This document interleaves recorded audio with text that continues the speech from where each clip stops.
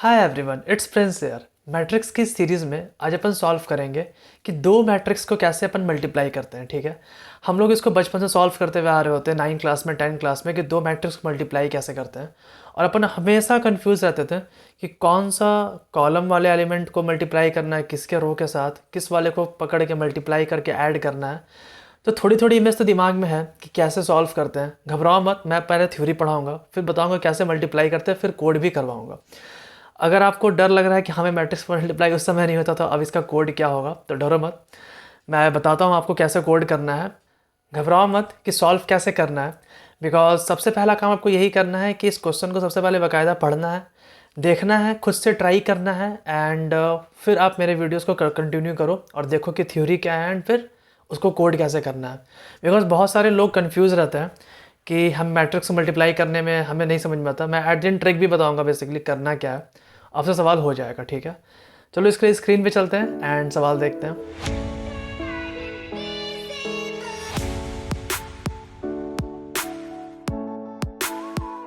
तो ये रहा सवाल। एज यूजुअल दो मैट्रिक्स को मल्टीप्लाई करना है। अगेन मैं फिर कहूँगा, पहले आप खुद से ट्राई करो। अगर आप मेरे वीडियो और चैनल में नए हो तो मेरा सबसे गोल्डन रूल यही रहता है, सबसे पहले आप खुद से ट्राई करो। आफ्टर डैट आप फिर देखो कि आपसे सवाल हुआ कि नहीं हुआ। नहीं हुआ तो then leave the video, sorry हुआ तो देन कंटिन्यू द वीडियो, नहीं हुआ तो लीव द वीडियो, राइट। अब देखो, multiply the matrix x.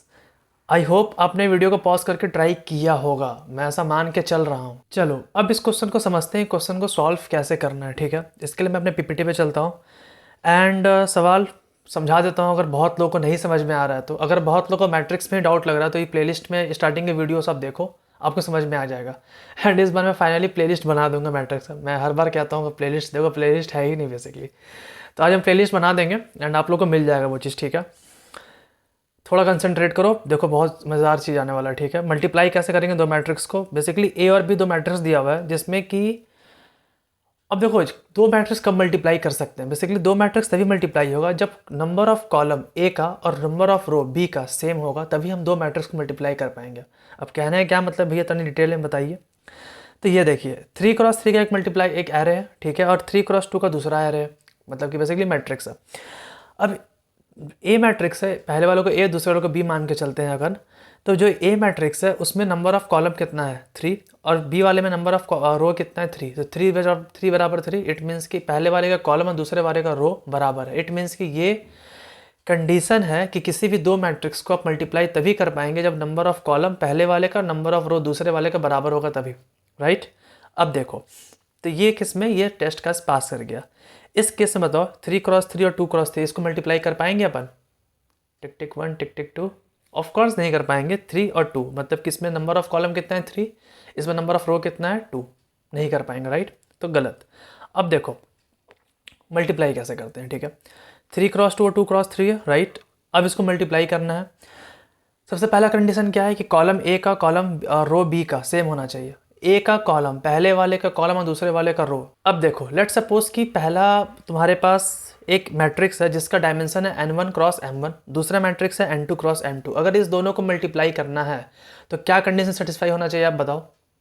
Condition ये सेटिस्फाई होना चाहिए कि m1 बराबर n2 होना चाहिए। ठीक है, तब तुम बताओ जब दोनों को मल्टीप्लाई करेंगे तो रिजल्टिंग कुछ ना कुछ तो मैट्रिक्स बनेगा ना। दोनों को मल्टीप्लाई करने के बाद कुछ ना कुछ एक नया मैट्रिक्स बनेगा। उस नया मैट्रिक्स का डायमेंशन क्या होगा, देख के बताओ। तो जो नया मैट्रिक्स है उसका डायमेंशन होगा n1 क्रॉस m2, जो बच गया। बेसिकली m1 और n2 बराबर होगा, उसको अपन भूल जाते हैं। पहले वाले का रो और दूसरे वाले का कॉलम को मल्टीप्लाई कर दो तो जो रिजल्टिंग आया वो जो रिजल्टिंग डायमेंशन आया वो दोनों को मल्टीप्लाई करने के बाद नया डायमेंशन बनेगा। आई होप आप सहमत होंगे। देखो कन्फ्यूजन वाली कोई बात नहीं, n1 क्रॉस m1 डायमेंशन है और n2 क्रॉस m2 डायमेंशन है, दोनों को मल्टीप्लाई करना है। तो इसके लिए कंडीशन होना चाहिए कि m1 बराबर n2 होना चाहिए। ठीक है, अब देखो m1 और n2 जब बराबर होगा तो अब जो है जो रिजल्टिंग मैट्रिक्स बनेगा उसका नया डायमेंशन क्या होगा, n1 क्रॉस m2, जो बच गया बेसिकली वो नया डायमेंशन हो जाएगा, राइट। अब देखो अगर दोनों को मल्टीप्लाई कर रहे हैं तो इस केस में जो रिजल्टिंग डायमेंशन आएगा वो क्या आएगा, बताओ। पहले बताओ भाई, देख के बताओ, पॉज करो, बताओ। इस केस में आएगा तुम्हारे पास 3x4। ऑफकोर्स 2 बराबर 2 हो गया। पहले वाले का रो क्या है, सॉरी पहले वाले का कॉलम क्या है 2, दूसरे वाले का रो क्या है 2, तो दोनों बराबर है। इट मीन्स कि they are eligible to perform multiplication, ठीक है। अब जो है जो रिजल्टिंग मैट्रिक्स आया उसका डायमेंशन क्या बनने वाला है, पहले वाले से 3 उठाएंगे, दूसरे वाले से 4 उठाएंगे, 3 क्रॉस 4। अब भैया मल्टीप्लाई कैसे करना है, अब ये बताओ। ये तो हुआ कहानी। अब कहानी से आगे बढ़ते हैं, कहानी से आगे ये बढ़ो। देखो एक चीज़ सहमत हो, अब हम बात कर रहे हैं कि हम कंडीशन नहीं चेक कर रहे हैं, अब हम बात कर रहे हैं कि कंडीशन चेक हो चुका है और ये एलिजिबल हो चुका है कि हमें दोनों को मल्टीप्लाई करना है और दोनों मल्टीप्लाई हो सकता है, ठीक है। तो कंडीशन एलिजिबल जब हुआ तो आपने एक चीज़ नोटिस की कि पहले वाला जो एलिमेंट है, मतलब पहले वाला जो मैट्रिक्स है, उसका नंबर ऑफ कॉलम और दूसरे वाले का नंबर ऑफ रो बराबर है। देखो इस केस में पहले वाले में 2 एरो लग चुके हैं ऊपर की तरफ और दूसरे वाले में लग चुके हैं रो की तरफ, ठीक है। मतलब जितना इधर कॉलम है उतना इधर रो है, ठीक है। अब ध्यान से देखते जाना, इधर जितना रो है, सॉरी कॉलम है, उतना ही इधर रो है। मतलब हर एक एलिमेंट के टुवार्ड्स एक करस्पॉन्डिंग रो एलिमेंट हम लोग को मिलेगा। लेट्स सपोज अगर हम पहले वाले का ए मैट्रिक्स का पूरा एक रो उठा लेते हैं तो उसमें नंबर ऑफ एलिमेंट मान लो n आएंगे हाथ में, और दूसरे वाले का पहले कॉलम का पूरा n उठा लो, मतलब रो उठा लो, तो इट मीन्स कि उसमें भी नंबर ऑफ एलिमेंट n होने चाहिए, तब जाके दोनों को मल्टीप्लाई कर पाएंगे। इट मीन्स कि हर एक एलिमेंट के करस्पॉन्ड एक तुम्हें एलिमेंट मिलेगा। क्या कहना चाह रहा हूँ ध्यान से समझो। लेट सपोज पहला मैट्रिक्स है तुम्हारे पास 3 क्रॉस 4, ये थोड़ा बीच में लाइनिंग थोड़ा पतला पतला लग रहा है तो इसे कंसिडर करना, आई होप दिख रहा होगा, ऐसा भी नहीं दिख रहा है, ठीक है। दूसरे वाले का क्या दिख रहा है आपको कि 4 क्रॉस कितना है यार, मुझे अच्छा 4 क्रॉस 2 है, ठीक है। पहले वाले का है 3 क्रॉस 4 और दूसरे वाले का है 4 क्रॉस 2। इस दोनों को मल्टीप्लाई कर पाएंगे, ऑफ कोर्स कर पाएंगे, बिकॉज पहले वाले में नंबर ऑफ जो कॉलम है वो है 4 और दूसरे वाले में नंबर ऑफ रो है वो है 4, मल्टीप्लाई हो जाएगा। अब ध्यान से सुनो, पहले वाले के एलिमेंट के करस्पॉन्डिंग एक एलिमेंट मिला, ठीक है। दूसरे वाले एलिमेंट के करस्पॉन्डिंग दूसरा एलिमेंट मिला।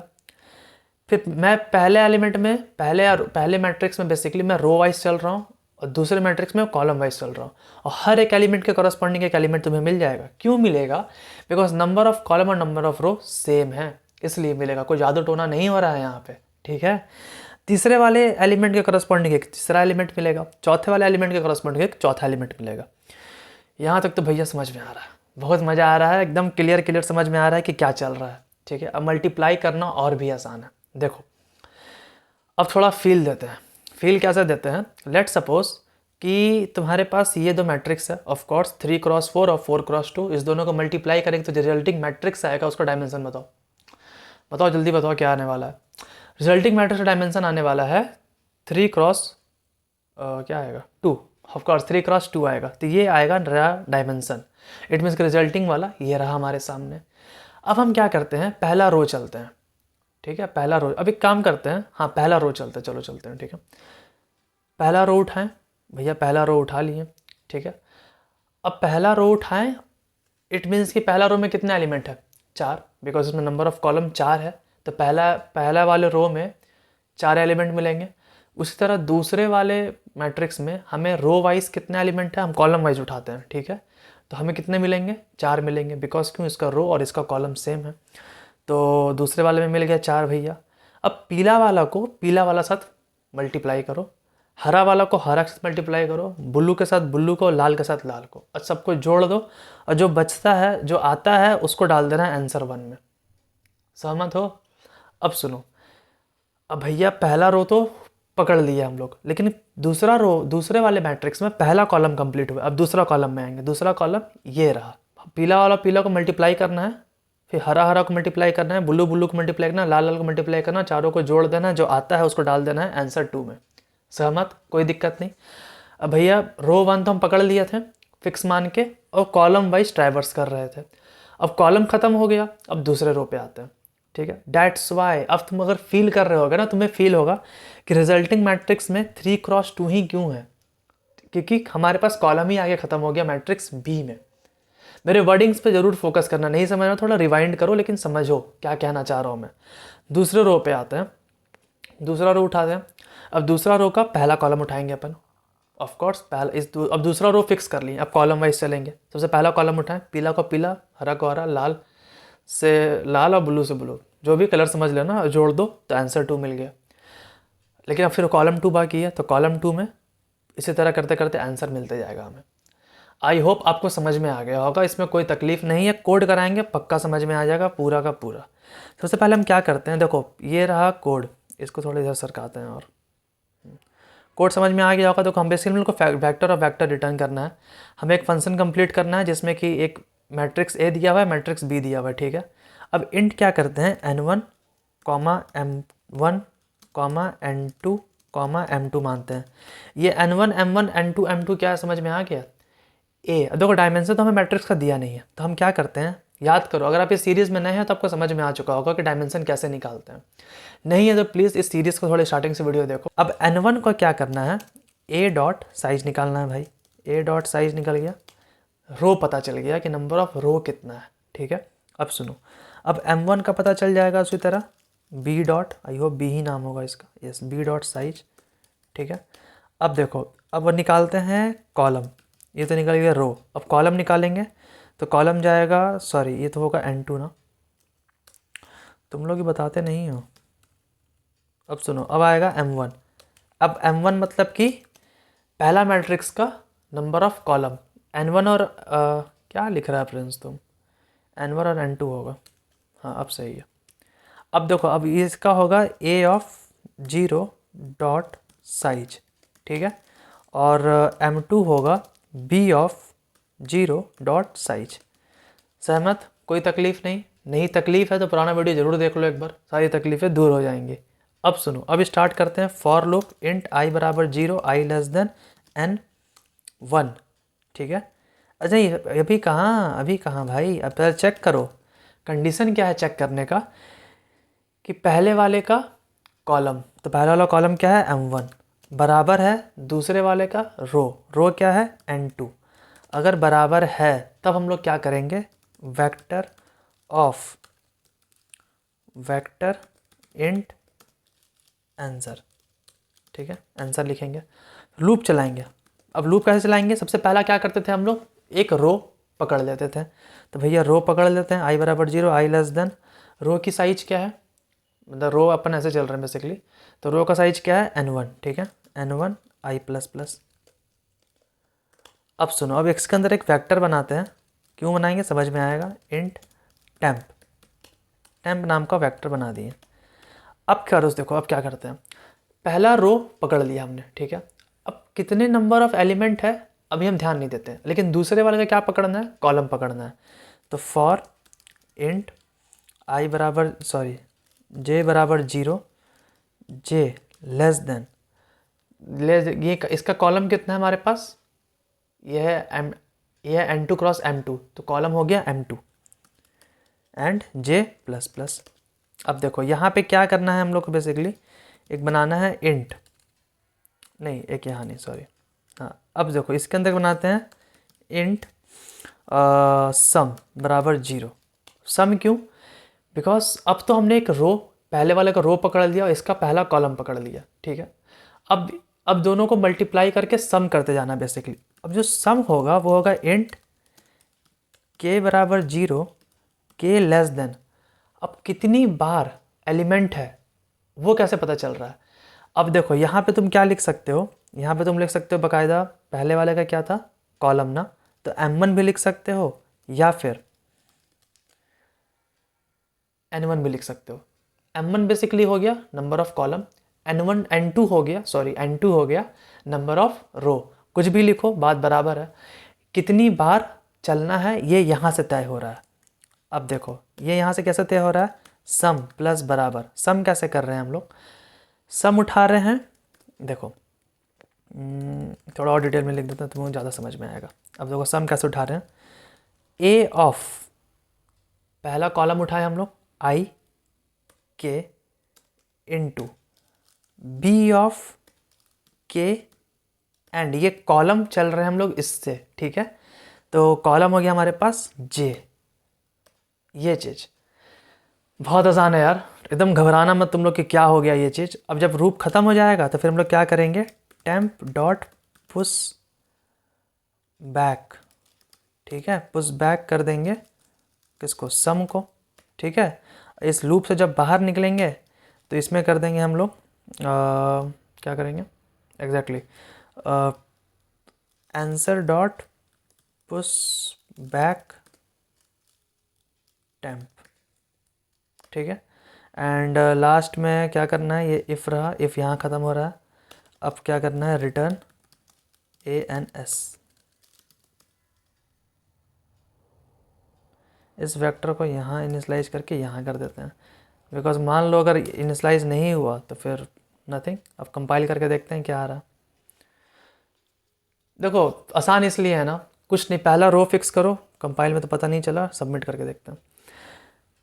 पहला रो पकड़ो एंड इसका कॉलम पकड़ो, इसका रो फिक्स करो, एग्जैक्टली करेक्ट आंसर। पहला रो पकड़े, दूसरा कॉलम पकड़े, ठीक है। अब इसको ये जितनी बार चलेगा उतनी बार ये भी चलेगा, क्यों? बिकॉज कॉलम और रो बराबर है। अब ये जितनी बार चलेगा उतनी बार ये भी चलेगा। इसका क्या है, अब देखो ये कितनी बार चल रहा है, के बराबर, देखो पहला तो आई फिक्स कर दिए, कॉलम रो फिक्स कर दिए पहले वाले का, दूसरे वाले का कॉलम फिक्स कर दिए। इसी तरह इस बार बी वाले का क्या फिक्स कर दिए हम लोग, देखो यहाँ पे बी वाले का फिक्स कर दिए रो एंड जे फिक्स कर दिए इसका कॉलम, और डैट से हम लोग मल्टीप्लाई करते चले गए और जोड़ते चले गए। अब जो जोड़े उसको हम लोग पुट कर दिए एक वेक्टर में, ताकि एक वेक्टर बनता चला जाए। और फिर इस वेक्टर को किस में पुश कर दिए, आंसर वाले वेक्टर में, इस लूप, ये जब ये वाला लूप खत्म हुआ, और फिर इसको टैम्प में इंसर्ट कर दिया। एक बार क्या करना ना, तुम लोग खुद से ट्राई करो। समझ में आ गया? आधा 60% समझ में आया, मैं खुद जान रहा हूँ तुम लोग को 60% समझ में आया है। खुद से ट्राई करो, एक बार वीडियो को पॉज करो, राइट नाउ पॉज करो, कॉपी में पहले ट्राई रन करो कि तुम्हारा कोड क्या कह रहा, मैंने क्या समझाया। थ्योरी नहीं समझ में आई, फिर से समझो। क्वेश्चन का लिंक दिया हुआ है डिस्क्रिप्शन में, वहाँ से क्वेश्चन फिर खुद से ट्राई करना और खुद से कोड करना। नहीं समझ में आएगा फिर तुम देखना कि भैया ने क्या किया था, मैंने क्या गलती किया, राइट।